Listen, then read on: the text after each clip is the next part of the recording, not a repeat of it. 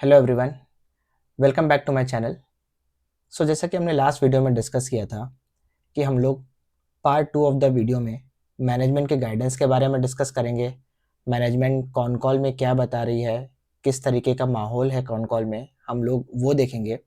And हम लोग quarterly update भी देखेंगे इस वीडियो में कि कंपनी ने क्वार्टर के एंड में रिजल्ट के साथ में क्या क्या अपडेट्स दिए। Okay, so with this let's start.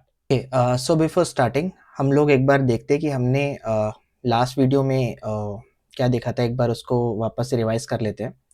Okay, सो हमने सबसे पहले बिजनेस मॉडल के बारे में समझा था कंपनी के। ओके, इसमें एक चीज़ है जो मैं लास्ट वीडियो में आपसे शेयर करना भूल गया था कि जैसे मैंने आपको बताया था कि कंपनी खुद के ब्रांड के अंदर भी कुछ प्रोडक्ट बेचती है।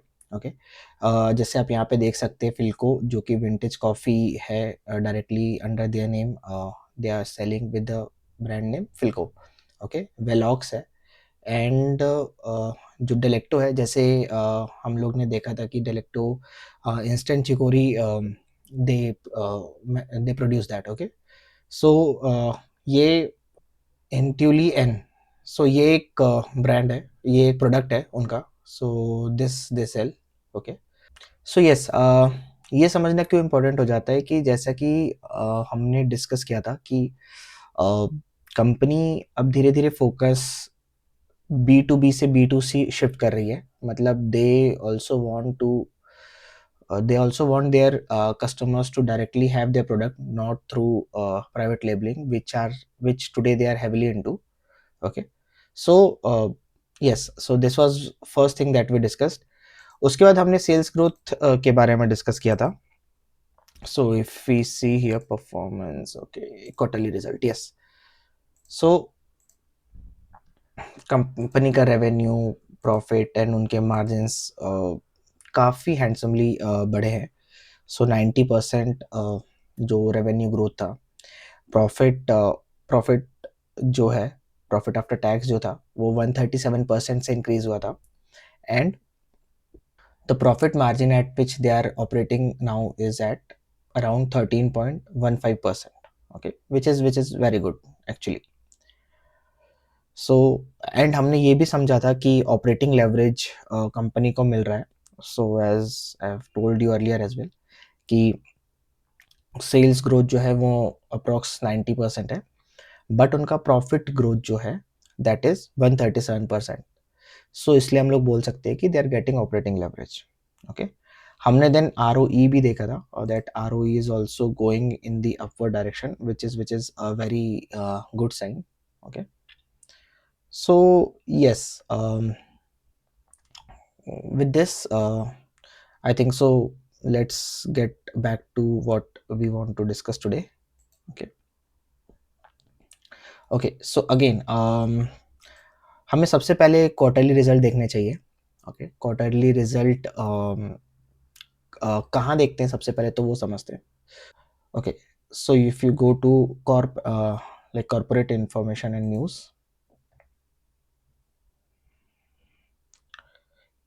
and you go to investors presentation, यहाँ पे आप देखेंगे कि हर क्वार्टर के बाद में जो भी कंपनी अपडेट देती है, जो कंपनी प्रेजेंटेशन जो एक प्रोवाइड करती है, वो हर क्वार्टर के बाद का यहाँ पे अवेलेबल है। ओके, सो ये एक काफ़ी अच्छा इंसाइट देता है हमें कि कंपनी ने अभी तक पिछला क्वार्टर में क्या परफॉर्म किया। कंपनी के मतलब एक बोलते हैं ना report card. So after each quarter they provide their report card. Okay, हमको उसमें से जज करना है कि yes they are doing good, they are doing bad, bad है तो क्यों है। Subsequently we will understand that in con call. Okay, so with this, if you click on here, so you see you get this. Okay, सो यहाँ पे अगर आप जाएंगे तो एवरीथिंग, द कंपनी मैनेजमेंट से लेके plan gallery, everything is given here. Okay, so just to make it easy, मैंने इसी प्रेजेंटेशन में से स्क्रीनशॉट्स रखे हैं सो ताकि हम लोग डिस्कस कर सके अच्छे से, जैसे बिजनेस मॉडल में डिस्कस किया था। So yes, this is market analysis, this is P that we discussed. I hope you remember everything. Okay so okay update Q2 पे आते हैं। ओके सो जो पहला अपडेट है उन्होंने अपने पैकेजिंग लाइन के बारे में दिया है। सो यहाँ पे क्या बोल रहे हैं कि they have started the production near Hyderabad at fully automated packaging line at our subsidiary Vintage Coffee Private Limited, starting October 31st, 2024, ahead of planned January 2025 timeline. So, इसमें से इम्पोर्टेंट चीज़ क्या है कि इन्होंने अपना टाइमलाइन जो था वो जनवरी 2025 रखा था, लेकिन उन्होंने 31 अक्टूबर 2024 को ही उसको कमेंस कर दिया, मेन स्टार्ट कर दिया। सो दिस शोज कि how management is performing, okay, कि जो उन्होंने टाइमलाइन दी उससे भी उन्होंने जल्दी अचीव कर लिया। So that is really good.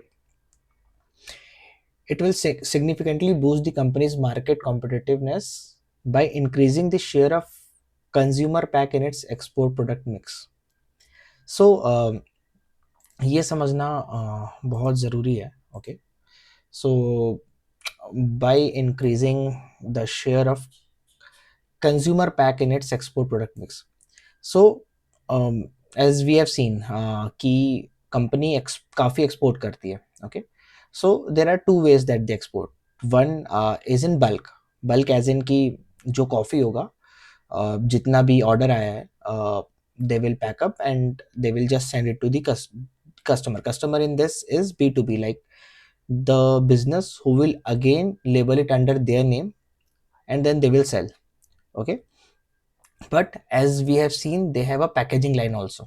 Okay, so this completely automated packaging line, okay, so this is for that key. Now they will have a better export product mix, means कि वो bulk में कम या bulk का जो percent है उसको कम करके दे can cell the packages directly. Packages जो भी कंपनी के पैकेजेस है पैकेज करके दे कैन सेल। ओके, उससे क्या होगा कि जो भी उनका रेवेन्यू है, बिकॉज सी अगर वो बल्क में सीधे वो दे देते हैं तो obviously they can charge suppose 100 rupees. Okay, but वही अगर वो पैकेज करके देंगे तो they can charge customer 200 or even 250 because they are doing the packaging for them. Okay, so that's why this becomes very important. Okay, so we can see how company is focusing on increasing their revenue. Okay, revenue सिर्फ volume growth करने से ही नहीं, but all these small things also add up to the revenue. Okay, so this is a very good point. Okay, then what they say is strategic growth in consumer packs. Okay, the new packaging line will help raise consumer pack export by 25%. Okay, that's what we discussed here. So जो भी कुछ अभी तक वो लोग packaged export करते थे, like package करके कस्टमर के लिए पैकेज करके एक्सपोर्ट करते थे, it will increase by 25%, tapping into premium revenue stream. Okay, so as we discuss कि उनका रेवेन्यू स्ट्रीम बढ़ेगा in compared to bulk instant coffee. Okay, then they are doing market expansion, strengthening present in lucrative markets including the Middle East, Europe, Russia and West Africa, enhancing VCBL's export footprint and revenue potentials. So basically they are saying कि जहाँ पे वो अभी हैं वहाँ पे और अपना एक्सपोर्ट या एक्सपोर्ट का जो एरिया है वो बढ़ा रहे हैं and they are doing more and more export there. Okay, so I have prepared a very brief table as well. So if you see अगर product type bulk coffee है then realization is low. Okay, one more thing, so here they said due to high realization compared to bulk instant coffee. Okay, so first realization क्या होता है? So realization मतलब कि 1 kilo अगर suppose company coffee cell कर रही है सो उस पर उसको कितना रेवेन्यू आ रहा है. सो जैसा हमने डिस्कस किया था कि अगर वो बल्क में बेचेगी तो वो 100 का ही बेच पाएंगे, लेकिन वही अगर वो पैकेज करके बेचेंगे so they can sell it like 200-250 rupees. Okay, so इसलिए बल्क कॉफ़ी का जो रियलाइजेशन होता है वो लो रहता है एंड कंज्यूमर पैक्स जो कंज्यूमर के लिए अगर वो पैक डायरेक्टली करके दे रहे हैं सो उसका हाई रहता है. Then margins of course it will be low to medium for bulk and for the consumer packs higher, क्योंकि they can charge accordingly, means they can have a higher profit margin over there. Okay, stability volatile in bulk coffee and consumer PACS more stable. More stable क्यों? क्योंकि अगर कोई भी business dependent है and वो उनके पास में पैकेजिंग लाइन नहीं है, एंड अगर आपको आपकी जो कंपनी प्रोवाइड कर रही है आपको आपका मटेरियल वो डायरेक्टली पैकेज करके दे रही है, तो it is more unlikely that you will move to some other buyer. Why? Because आपकी पैकेजिंग लाइन ऑलरेडी सेट है, आपका सब कुछ एक कस्टमर एक एक बिजनेस से आ रहा है या एक कंपनी आपको प्रोवाइड कर रही है।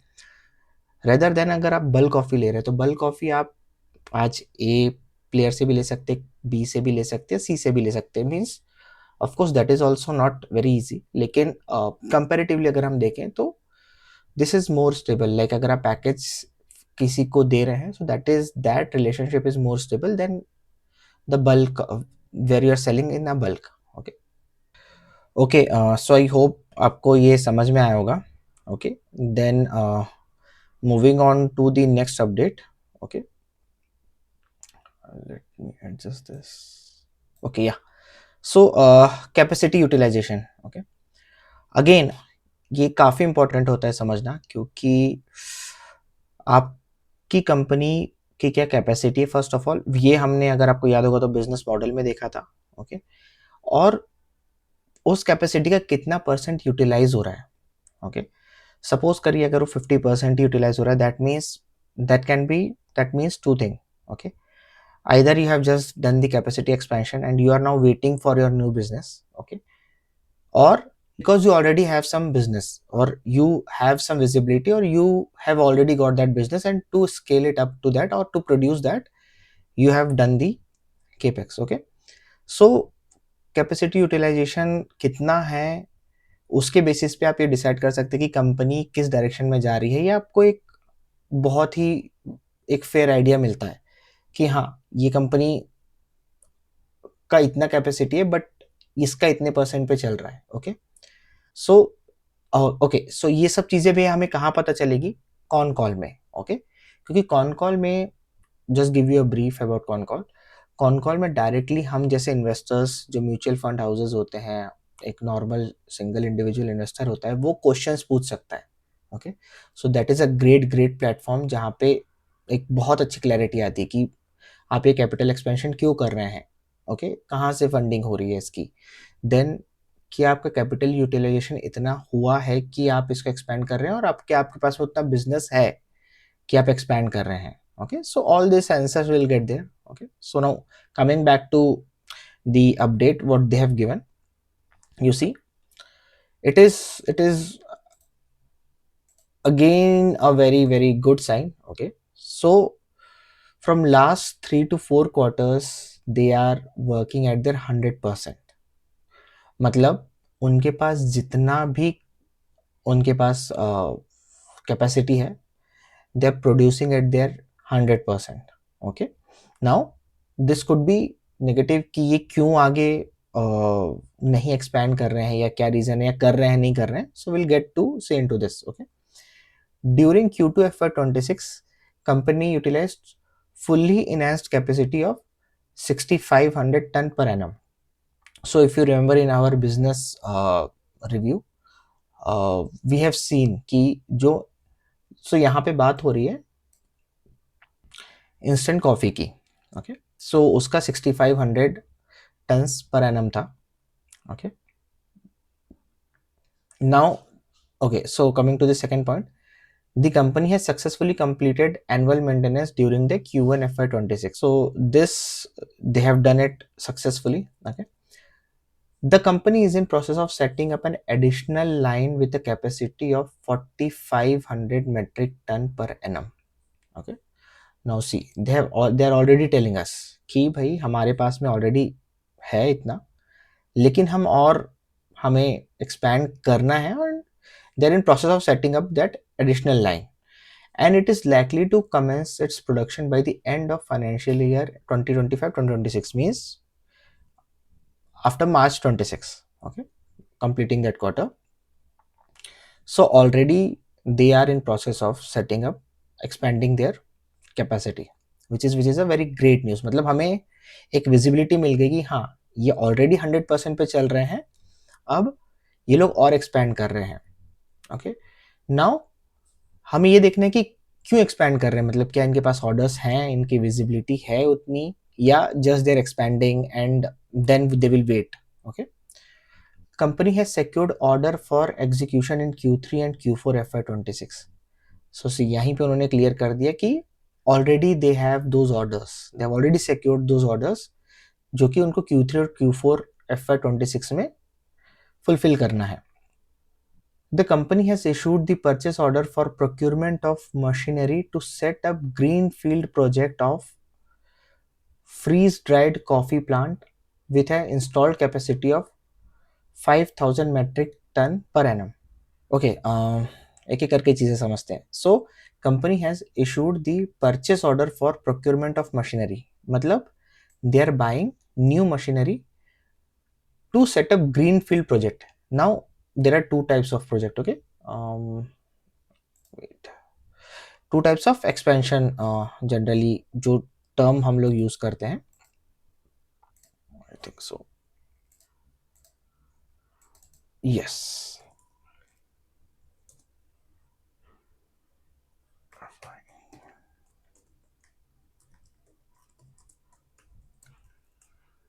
ओके, सो ग्रीनफील्ड एक्सपेंशन किसको बोलते हैं? जब कोई भी कंपनी एक नया लैंड परचेस करती है, न्यू मशीनरी, न्यू लाइन, सब कुछ नया जब वो डालती है, तो it is greenfield expansion. And brownfield expansion किसको बोलते हैं? जब कंपनी एग्जिस्टिंग कैपेसिटी को एक्सपैंड करती है, लाइक उनके पास में ऑलरेडी जहाँ पे ऑलरेडी एरिया है, लैंड है, वहाँ पे वो लोग न्यू मशीनरी डाल रहे हैं, या वहाँ पे की मशीनरी को और उनकी लाइन बढ़ा रहे हैं, या समथिंग ऑफ दैट सॉर्ट, जो कि एक ही एरिया या एग्जिस्टिंग प्लांट में हो रहा है, तो उसको हम लोग ब्राउनफील्ड एक्सपेंशन बोलते हैं। So here what they are saying is that company has issued the purchase order for procurement of machinery. तो मतलब ये एक for machinery to set up greenfield project. Okay, so ये ग्रीनफील्ड मीन्स एक new plant setup कर रहे हैं, जिसके लिए न्यू मशीनरी ये लोग ने ऑर्डर करिए। Okay, then for, okay, let me go. Okay, for freeze dried coffee plant. Okay, so if you remember, हमने जब business update देखा था, okay, I will let me quickly go there. Here you see, they have said they have spray dried instant coffee, they have agglomerated instant coffee, and they have instant chicory. Okay, now we see something new here, that is freeze dried coffee plant.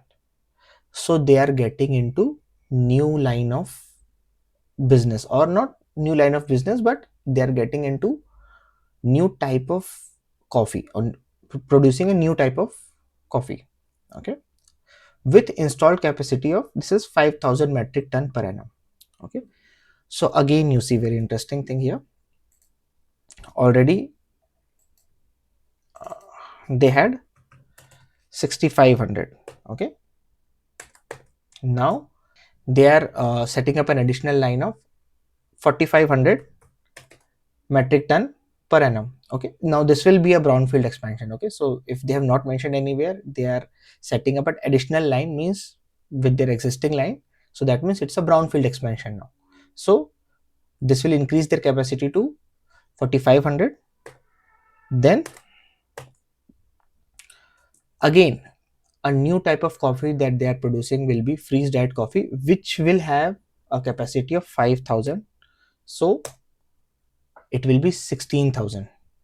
So you see, directly from 6,500 to 16,000, it's literally more than double, I would say. Okay, so yes, it's a very positive sign कि कंपनी इतना expand कर रही है.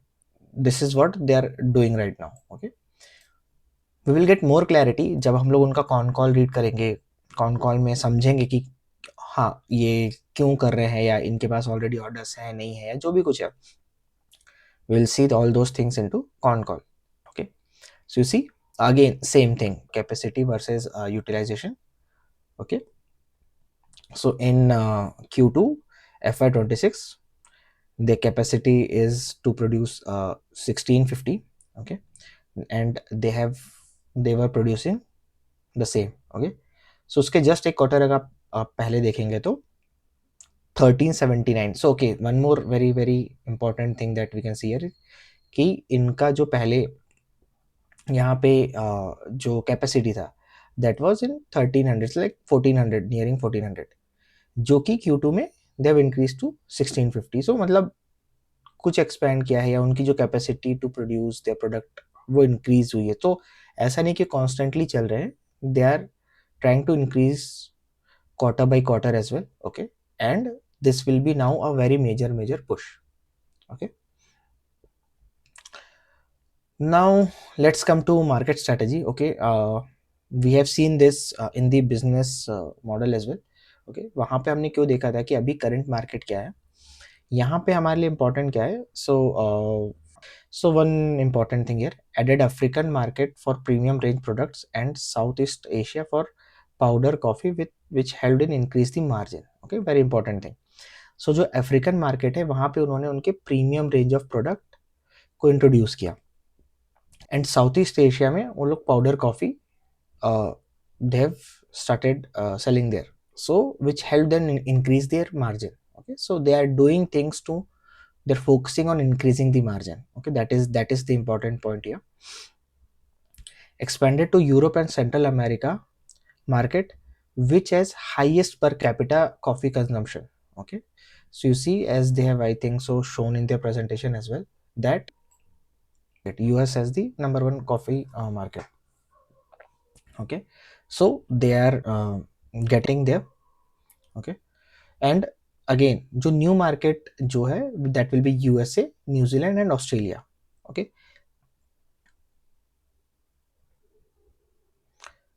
Now geographical sales mix हम देखते हैं, geography wise कितना परसेंट कंट्रीब्यूट कर रहा है, कौन सी जोग्राफी कितना परसेंट कंट्रीब्यूट कर रही है, ओके. ये क्यों इंपॉर्टेंट होता है देखना, क्योंकि सपोज करिए कहीं से ड्रास्टिकली किसी का बहुत बढ़ गया, ओके, ड्रास्टिकली कहीं पे किसी का काफ़ी कम हो गया, तो हमें ये पता चलता है कि हाँ, कि एक रीजन जो एक पिछले क्वार्टर काफ़ी अच्छा परफॉर्म कर रहा था वो इस क्वार्टर नहीं कर रहा है, सो जिसके कारण अभी हम लोग ज़्यादा उसका कंट्रीब्यूशन नहीं देख रहे हैं. एंड फिर वही आंसर्स हमें ढूंढना रहता है कॉन कॉल में या पूछना रहता है मैनेजमेंट को कि क्यों, मतलब क्या रीज़न हुआ, is it justifiable, is it not justifiable. क्योंकि कई बार होता है कि एक कंट्री ही एक पूरा रीजन ही किसी बहुत बड़े मीन्स वॉर में चला गया, या there could be any reason, कुछ गवर्नमेंट पॉलिसी चेंज हुई, anything. So because of that it got reduced, okay. So वहाँ पे मैनेजमेंट की प्रॉब्लम नहीं है, बट प्रॉब्लम तो है. So how they are dealing with it, so we need to see that, okay. So here you see it is fairly good mix. So सबसे ज़्यादा I think so it is there या middle east and Africa, okay, which is very high, okay. Now you see here कि पहले जो south east Asia था that was in like contributing a large chunk, but now it is 16.12% only. So we need to see why, okay. But that has been compensated by other, and we have already seen the revenue has increased, okay. So we need to check, or we need to see why this has happened. There must be some logical answer, okay. One more thing that you can observe here is that they were majorly dependent on the Southeast Asia. Now they're trying to expand into other region and reduce that dependency. So you see in the subsequent quarter as well, in the Q1 FY25 to Q1 FY26, so it was 40, now it's 15, and subsequently for other quarters as well. Now they're trying to expand more into Middle East and Africa, as they have already mentioned, okay. So yes, that also is a good sign now. Now revenue mix, okay. Revenue mix as in domestic में वो लोग कितना कर रहे हैं and export वो कितना कर रहे हैं. So as you can see वो लोग 16 करोड़ सिर्फ डोमेस्टिक में कर रहे हैं, and they are exporting 120 crore, okay. So out of 136 crore में से 16 करोड़ वो लोग सिर्फ डोमेस्टिक कर रहे हैं, they are exporting 120 crore. Okay, so huge means their major dependent is on export. Okay, so इससे हमें एक चीज़ जो कि हमें ध्यान रखनी चाहिए इस बिजनेस को ट्रैक करते समय, कि कुछ ऐसे फैक्टर्स ना हो जो कि कॉफ़ी के एक्सपोर्ट को अफेक्ट कर रहे हों, क्योंकि वो थोड़ा भी अगर अफेक्ट करेंगे सो इस कंपनी के रेवेन्यू पे काफ़ी ज़्यादा फर्क पड़ सकता है, because they are very less into domestic. And शायद यही रीज़न है कि they are getting into B2C, most probably because as we can see that they have open new coffee cafe, okay, in Navi Mumbai. So it will be for India. So वो लोग भी चाहते हैं कि हमारा डोमेस्टिक में फुटप्रिंट बढ़े, more number of customer they want to acquire here.